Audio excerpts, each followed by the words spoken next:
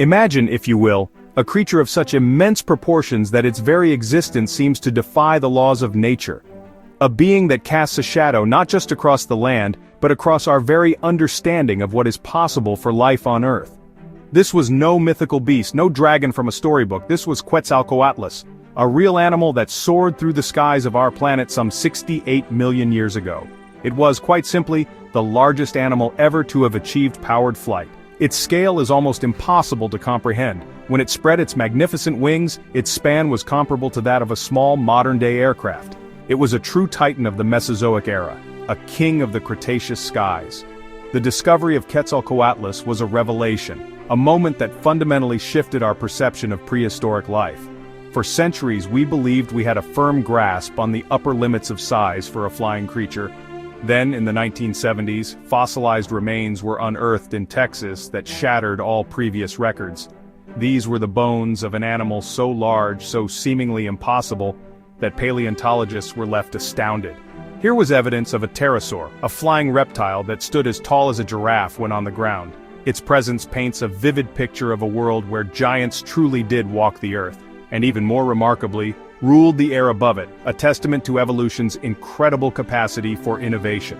The name itself, Quetzalcoatlus, is drawn from Mesoamerican mythology, named after the Aztec feathered serpent god, Quetzalcoatl. It is a fitting title for such a majestic and awe-inspiring creature. This was an animal that commanded the skies, a supreme aerial predator whose dominion was absolute. To witness one in flight would have been an unforgettable, perhaps terrifying spectacle. The gentle rustle of leaves in the ancient forest below would have been drowned out by the powerful downstroke of its colossal wings, a sound that would have heralded the arrival of a true monarch of the air. It represents a peak of evolutionary achievement, a point where life conquered the sky on a scale never seen before or since. Understanding Quetzalcoatlus is not merely about appreciating its size, it is about exploring the very boundaries of biological engineering. How could such a massive animal generate the lift required to get off the ground? How did it sustain itself? What kind of world did it inhabit that could support such a giant? These questions lead us on a journey back in time to the final days of the dinosaurs. Here in the late Cretaceous period we can begin to piece together the life of this extraordinary creature. It is a story of adaptation, survival, and ultimate supremacy in a world that was itself larger than life, a final grand statement before a cataclysmic event changed our planet forever. To truly appreciate the marvel that was Quetzalcoatlus, we must look closely at its physical form. This was a creature built for two very different worlds, the land and the air. On the ground it was a towering presence. Its long, slender legs, combined with its folded wings, allowed it to walk with a surprising degree of agility. But it was its neck that was perhaps its most striking feature. Impossibly long and graceful, it held a formidable head at its end.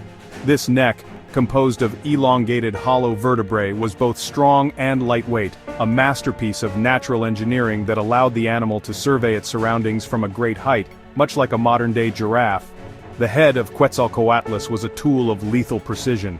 It terminated in a long, sharp, and toothless beak, perfectly suited for snatching prey with startling speed. This beak was not a heavy, crushing instrument like that of some dinosaurs. Instead, it was a delicate yet deadly spear. The skull itself was a marvel of lightweight construction, filled with air spaces known as fenestrae, which reduced its weight without compromising its structural integrity. Its eyes, positioned high on the sides of its head, would have provided a wide field of vision, essential for spotting both prey on the ground and potential rivals in the sky. It was a head designed for a keen and efficient hunter. Of course, one cannot discuss Quetzalcoatlus without focusing on its most defining feature, its wings. These were not feathered wings like those of a bird, but vast membranes of skin, muscle, and fibers, known as patagia. This membrane stretched from the side of its body to the tip of a dramatically elongated fourth finger. The bones of this single finger were longer than a human's entire arm, forming the leading edge of the wing. This structure, common to all pterosaurs, reached its zenith in Quetzalcoatlus, creating a wing that was both powerful and capable of subtle adjustments for steering and gliding through the Cretaceous air currents. When not in flight, these enormous wings had to be managed. Quetzalcoatlus would fold them neatly at its sides, walking on all four limbs in a posture known as quadrupedal locomotion. Its hands or the tips of its wings would touch the ground, with the long wing finger pointing upwards and backwards. This stance, confirmed by fossil trackways of related pterosaurs, meant that even when grounded, the animal was a formidable sight. It transformed from a soaring giant into a terrestrial stalker, its folded wings giving it a unique and somewhat gangly, yet undeniably powerful silhouette as it moved across the ancient landscape. It was a dual existence, master of both the sky and the earth beneath it. The wingspan of Quetzalcoatlus is the stuff of legend, a figure that continues to inspire awe and debate among scientists. Conservative estimates place it at around 10 to 11 meters, or roughly 33 to 36 feet. This is equivalent to the wingspan of a Cessna light aircraft or a World War II Spitfire. To put that into perspective, the largest flying bird alive today, the wandering albatross, has a wingspan that rarely exceeds 3.5 meters. Quetzalcoatlus was therefore in a league entirely of its own. The sheer surface area of these wings would have been immense, allowing it to catch thermal updrafts and soar for vast distances with minimal effort, much like a gigantic glider. These magnificent wings were a complex biological structure. The wing membrane was not simply a flap of skin, it was reinforced with a dense network of stiff fibers called actinofibrils, which prevented the wing from tearing under the immense stress of flight. This internal scaffolding also allowed for fine control over the wing's shape, enabling Quetzalcoatlus to make subtle adjustments to changing air currents, and to maneuver with a surprising degree of precision for such a large animal. Blood vessels and muscles within the membrane would have given it further control, making it a dynamic and responsive airfoil, far more sophisticated than a simple kite. The power for flight came from enormous pectoral muscles, which would have been anchored to a large, well-developed sternum, or breastbone. These muscles, responsible for the powerful downstroke of the wings, would have been immense, constituting a significant portion of the animal's total body weight. The upstroke, conversely, was likely less powerful, suggesting a flight style that relied more on soaring and gliding over long distances than on continuous, rapid flapping. Once airborne, Quetzalcoatlus could have harnessed the wind's energy to travel hundreds of kilometers in a single journey, a truly efficient and majestic traveler of the prehistoric skies. The bones that supported these wings were another evolutionary marvel. While incredibly long, they were also exceptionally light. Like the bones in its neck and skull, the wing bones were hollow and thin-walled, similar in structure to pneumatic tubes.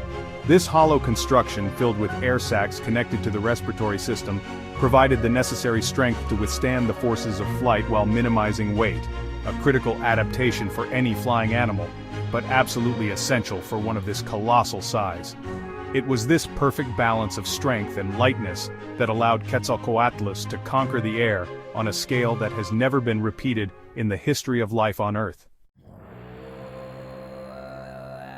For many years it was assumed that such a large pterosaur must have spent most of its life in the air, or perhaps near coastal cliffs, snatching fish from the sea like an oversized seagull. However, fossil evidence and biomechanical studies have painted a very different and far more intriguing picture. When Quetzalcoatlus was not soaring through the heavens, it was a highly effective terrestrial predator. Standing on all fours, its head would have been held high, around 5 meters, the height of a modern giraffe, giving it an excellent vantage point from which to survey the surrounding landscape for its next meal. Its long legs and compact body suggest an animal that was well adapted for walking and perhaps even running across the open plains.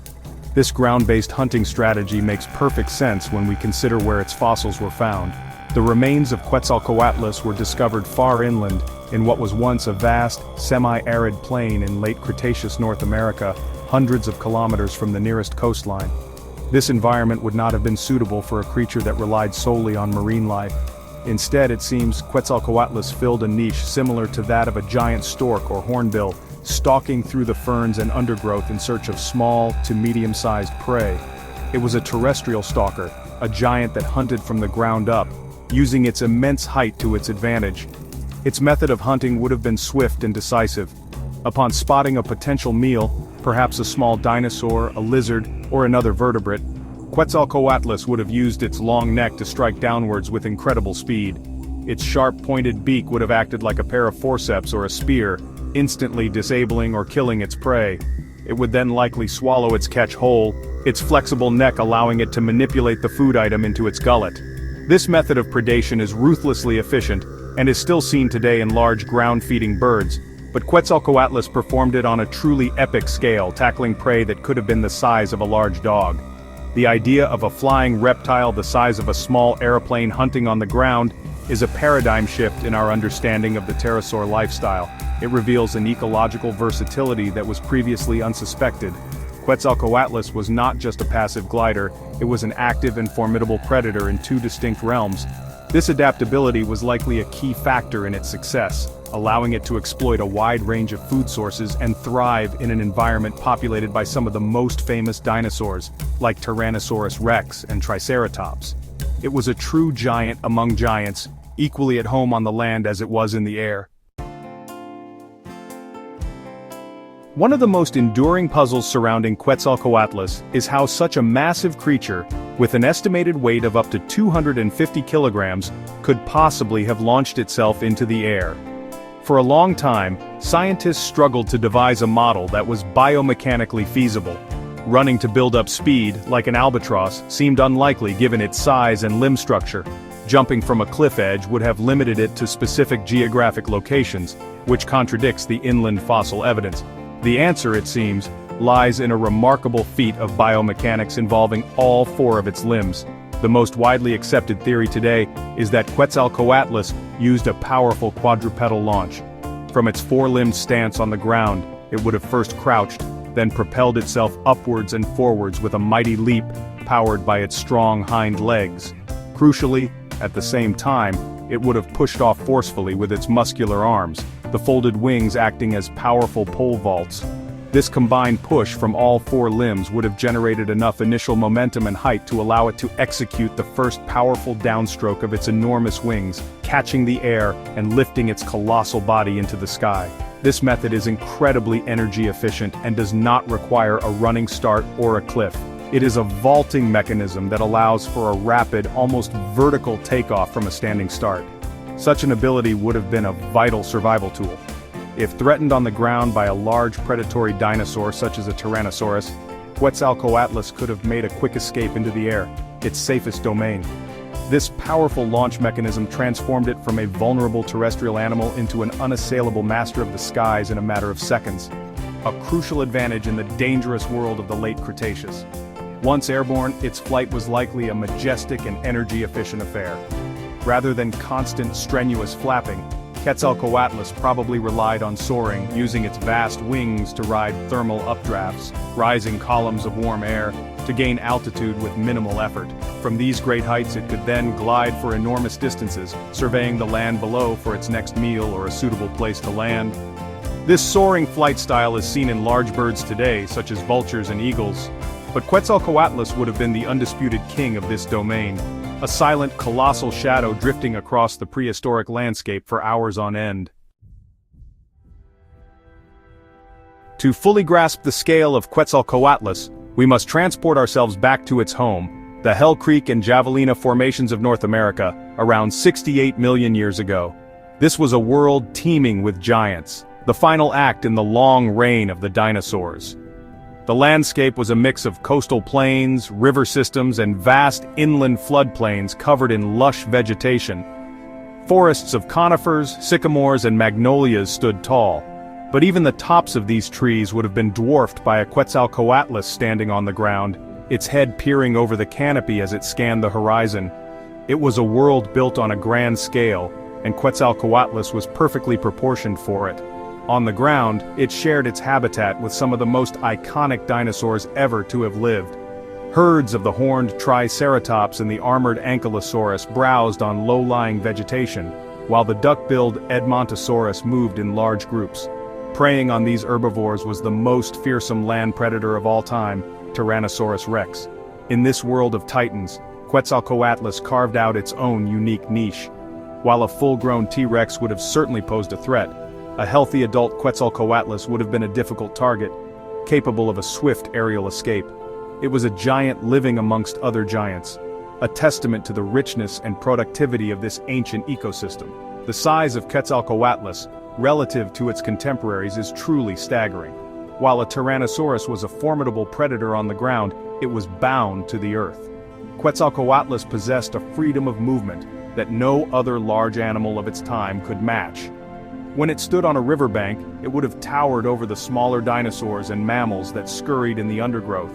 Its shadow, passing overhead, would have been an event in itself, a vast, fleeting darkness that momentarily eclipsed the sun. It was as much a part of the landscape's geography as the rivers and hills, a mobile mountain of flesh and bone. This environment provided everything a giant predator like Quetzalcoatlus needed to thrive. The plains and forests were filled with an abundance of smaller animals that would have made up its diet. Juvenile dinosaurs, lizards, mammals, and other vertebrates were all on the menu. The open spaces provided ample room for its terrestrial stalking and, crucially, for its powerful takeoff sequence. The climate, warmer than today's, would have generated the strong thermal currents it needed for its soaring flight. It was an animal perfectly in tune with its environment, a supreme product of the unique conditions of the late Cretaceous world. The diet of Quetzalcoatlus has been a subject of great scientific interest, evolving as our understanding of its lifestyle has changed. Initially, with the coastal seabird analogy, it was believed to be a piscivore, skimming the surface of the water to catch fish with its long beak. While it may have occasionally consumed fish if the opportunity arose, its inland fossil locations strongly suggest this was not its primary food source. The modern consensus points towards a diet that was far more varied and land-based, fitting for the terrestrial stalking predator that we now believe it to be. Its menu was likely comprised of any small animal it could overpower and swallow. As a super predator, Quetzalcoatlus would have been an opportunist, and its size allowed it to target a wide range of prey. Its primary food source was likely small to medium-sized vertebrates. This would have included a plethora of lizards, amphibians, and early mammals that inhabited the Cretaceous undergrowth. More significantly, it would have been a formidable predator of juvenile dinosaurs. The young of species like Triceratops, Edmontosaurus, or even the mighty Tyrannosaurus would have been vulnerable to a swift strike from the sky giant's beak. By preying on the young of these large dinosaurs, Quetzalcoatlus played a crucial role in regulating the populations within its ecosystem. The mechanics of its feeding were brutally simple and effective. With no teeth to chew or tear its food, Quetzalcoatlus would have consumed its prey whole, in a manner similar to modern storks and herons. After snatching an animal with its precise beak, it would have used its long, flexible neck to maneuver the meal and swallow it in one gulp. This method of feeding is efficient and minimizes the time spent vulnerable on the ground. The sheer size of Quetzalcoatlus meant it could swallow surprisingly large animals, ensuring it received enough sustenance to power its massive body and energy-intensive flight.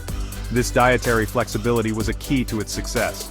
By not being reliant on a single food source, Quetzalcoatlus could adapt to changing conditions and seasons. If one type of prey became scarce, it could simply switch to another.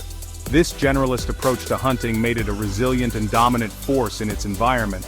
It was not just the king of the skies, it was a top-tier predator on the ground as well, a versatile hunter that sat comfortably at the top of its particular food chain.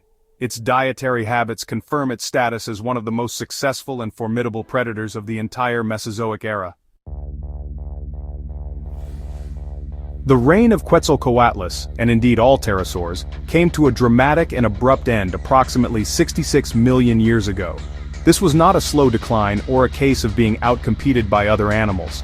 The extinction event that wiped out the non-avian dinosaurs was a global catastrophe of immense proportions, triggered by the impact of a massive asteroid in what is now the Yucatan Peninsula in Mexico.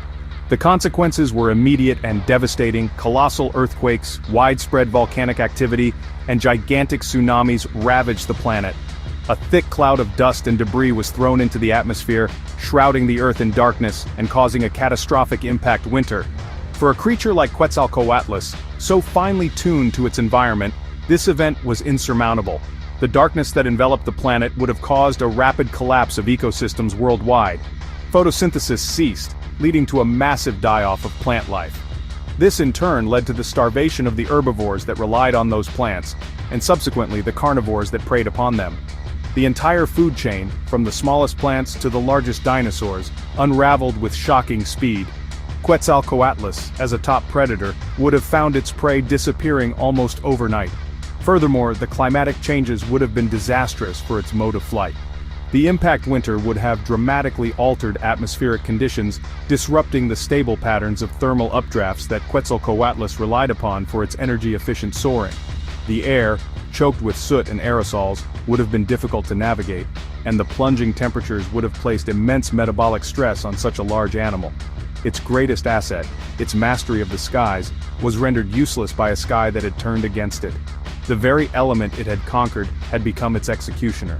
And so, the dynasty of the great pterosaurs, which had ruled the skies for over 150 million years, came to an end. Quetzalcoatlus was among the very last of its kind, representing the pinnacle of pterosaur evolution right up until the final moments of the Cretaceous period. Its extinction was not a failure of its own remarkable adaptations, but rather a consequence of a random, cataclysmic event that reset the course of life on Earth. The Sky King, the largest flying creature our world has ever known, vanished from the skies, leaving behind only fossilized bones as a silent testament to its once magnificent reign. Quetzalcoatlus holds a unique and uncontested place in the history of life. It remains the undisputed champion of the skies, the largest animal ever to have achieved powered flight. Its existence pushes the boundaries of what we believe is biologically possible, serving as a powerful reminder of evolution's capacity for creating creatures of breathtaking scale and sophistication.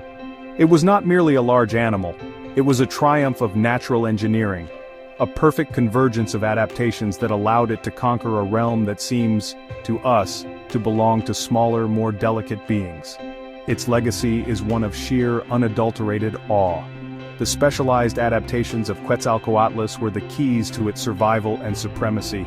Its lightweight yet incredibly strong hollow bones, its long and precise hunting beak, and its unique quadrupedal launch mechanism all combined to create a truly formidable creature. It was a master of two worlds, stalking the land with the confidence of a giraffe-sized stork and ruling the air with the grace of a colossal glider. This dual lifestyle versatility allowed it to thrive in a world of giants, carving out a niche that no other animal could challenge. It was the ultimate expression of the pterosaur body plan, the glorious finale of a 150 million year dynasty. Today, the fossilized remains of Quetzalcoatlus continue to fuel our imagination and our scientific curiosity. Each new discovery, each new analysis, helps us to paint a clearer picture of this incredible animal and the world it inhabited. It serves as a symbol of a lost world, a time when the skies were patrolled not by birds or airplanes, but by reptilian giants that cast shadows across the land. It challenges us to think bigger, to expand our understanding of life's potential, and to appreciate the sheer wonder of the evolutionary journey that has unfolded on our planet. In the end, the story of Quetzalcoatlus is a story of magnificent success, cut short by cosmic misfortune. For millions of years it was the apex aerial predator, a king in its own right, perfectly adapted to its environment. Its shadow may no longer drift across the plains of North America, and the sound of its great wings may be lost to time, but its legacy is immortalized in stone. It is a legacy that speaks of a time when a real-life dragon owned the sky, a creature of such impossible grandeur that it will forever stand as one of the most spectacular animals ever to have graced our planet.